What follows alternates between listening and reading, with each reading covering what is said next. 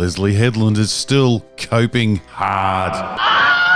You've got to admire the persistence of Hollywood creators. They make something terrible, genuinely terrible, and then spend the next year wandering the earth like the ghost of Christmas past, trying to convince everyone that the real failure was the audience, or racism, or YouTubers, or the planets being out of bloody alignment. Anything except my show was a selfish piece of crap that only appealed to weirdos. Come on down!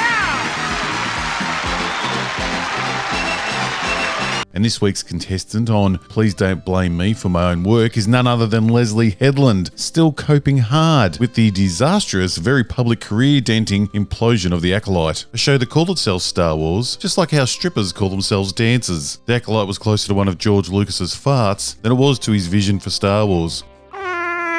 The Acolyte is just Leslye Headland's chance to use the Star Wars brand as an outlet for her own worldview, proudly calling it, as she once joked, the gayest Star Wars ever. I would say arguably the gayest Star Wars, I think, by a considerable margin. And My God, why wasn't it a success? Just what every family wants to watch. And anyway, if you want to make something like that, go for it. No one's stopping you. But don't be shocked when people expect a Star Wars show when you're making a show under the Star Wars banner.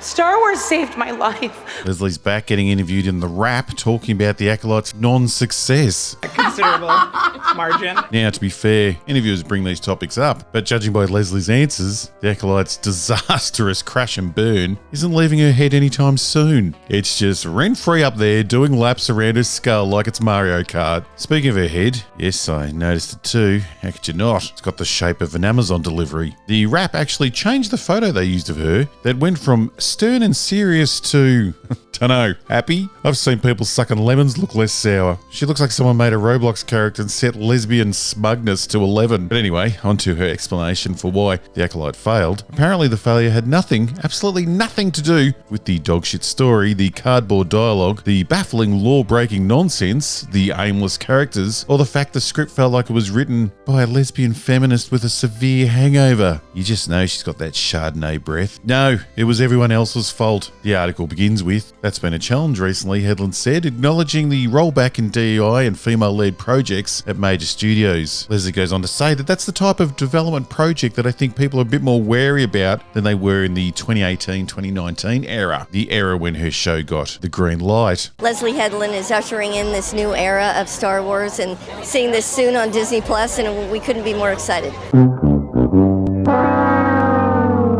Ah yes, the legendary 2018-2019 era when many pieces of garbage were given the green light. A magical time when studios greenlit anything as long as it could be described within the words representation, subversion, and based on absolutely nothing the audience asked for. Inclusive content that only appealed to a very small minority. Shows and movies that the general public just wasn't interested in. But in my world, nerds are gay. Okay. Then the article hits us with this golden nugget. Indeed, Headland's original Star Wars series, The Acolyte, was caught in the crosshairs, becoming the target of racist online attacks over the decision to centre a black female lead. Caught in the crosshairs! Like The Acolyte was some innocent woodland creature minding its own business when a sniper with a YouTube channel took it out. No, The Acolyte wasn't caught in the crosshairs. The Acolyte was holding the gun and pointed it straight at George Lucas's Star Wars. The Acolyte was a giant blinking neon sign telling the world that Star Wars was dead forever. It's never coming back. Leslye goes on, "I was not surprised by the cancellation. I was surprised by the swiftness of it and the publicness of it. Once I was getting particular phone calls about the reaction and the criticism and the viewership, I felt like, okay, the writing's on the wall for sure," which in layman's terms means Bob Iger called Kathleen Kennedy and said, "What is this crap?" But hold on, we're just getting to the best section of the interview. The part where she realises YouTube has made more money talking about The Acolyte than Disney made making The Acolyte. She saw online creators rack up views and add revenue for their lengthy reviews and recaps. Leslye says the content that is being put out by the streamers or the studios is being snatched up by these other creators. Commentaries, synopsis, live videos. There's a lot of money to be made. Yeah, there used to be. She goes on, studios think of it as fandom, and in ways it is. But studios use it almost like a focus group. Yes, Leslye, studios do use it as a focus group, and the focus group said, "Your show sucks." She also believes we're heading toward a world where, and this is a Leslye quote here, "the content being being made about Star Wars will be more culturally impactful than actual Star Wars. Well, that's not a prediction. That's literally the world we've been living in since 2017. And you know why? Because the reviews online are more entertaining than that slop Disney is pushing out. But she goes on, and we get the classic Hollywood move that includes the audience reacted wrong, they misunderstood our genius, or the classic they're racist, sexist, fascist, misogynistic Nazis, or all of the above.